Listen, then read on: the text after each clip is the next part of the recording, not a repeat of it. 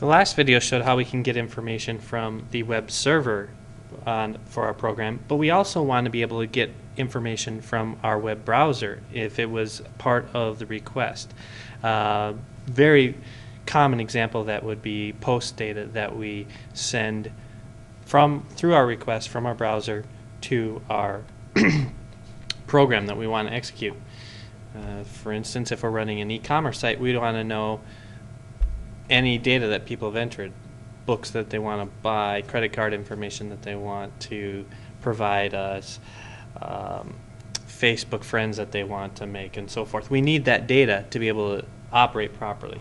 So I've slightly modified our hello.python program to print the environment variables a little bit nicer, but we need to be able to access this program via a post request. And if we just play around here, every time we type something in on the command line, that is just a GET request. It's not a post request. And we need a post request so we can see how we can post data to it. So we are going to have to create a HTML document that posts to this file. So let's go ahead and do that. Let's create our hello.html file. And it's going to be posting to hello. It's going to be quite simple. What we're going to do is we're going to create a form, and our action is going to point to our Python program, and here's the key. Our method is going to be post.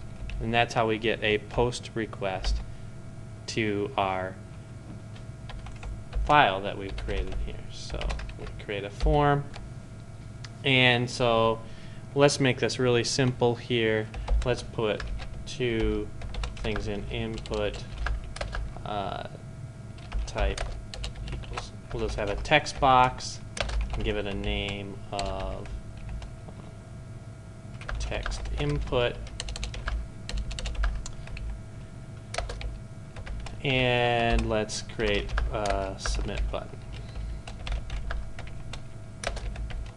And this is, of course, a really horrible website, but we're not trying to show how to create HTML here. We're trying to show how, if we've got the right HTML, we can process it on the server side. So let's save that file, and let's go to that web page right here, hello.html. And we have our text box here, and so we'll put something in here, and when we click on submit query, we can look, and no matter where we look in here, we're not going to see text anywhere. So let's do a find on something, and we can see that it is not found. So how are we supposed to get that information? Well, it turns out that in order to be able to differentiate between the information that's coming from our web server and the information that's coming from our web browser, we pass that information using different channels. So if we go back to our hello.python, we use our environment variables for our web server information. We're going to use our standard input, like reading as if this were running on the command line, reading from the keyboard, except it's not running on the command line, so not reading from the keyboard.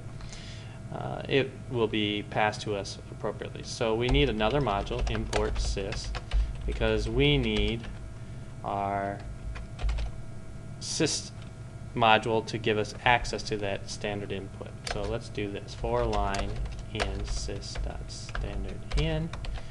What we're going to do is print something really simple. Here. I got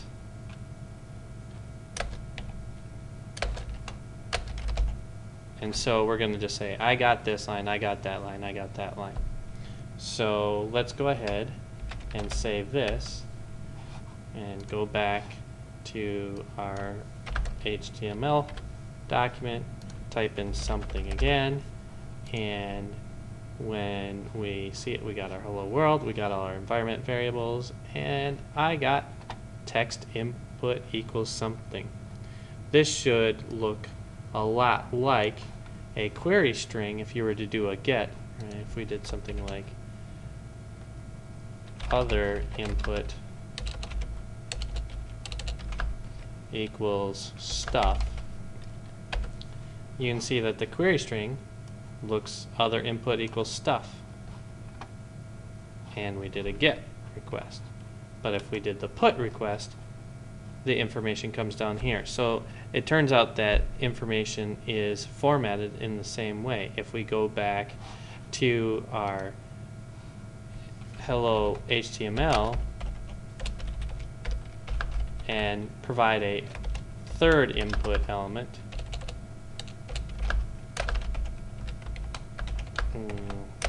name equals second, so that now we have two text boxes and a submit button, and we reload that page, we can put other here, and now when we submit it, we will see I got text input equals something, ampersand second equals other. So this is going to look exactly like a get request, where we could have put that up there, but it comes from the standard input rather than from the environment variable and the query string. And so we would have to decode this properly, separating out ampersands for variables, and we know that this comes from this one text box and this comes from another, and that is a separate process that you would have to do, but this is how you get the information from the web browser to the web server, and then you can do whatever you need to do with that information. And so now we have everything that we need in order to be able to make a request from the browser, pass it information potentially via put, post, get, and send it to the web server. The web server notices that that isn't a static file, it's a dynamic program that we run. We grab this information that we received, whether it's through these environment variables here or through the standard input, and do whatever we need. Respond back with our request. And so we're able to get this full circle. We request, get the dynamic, access that information here and here, and respond back with the right thing. And so this is how a standard CGI server works.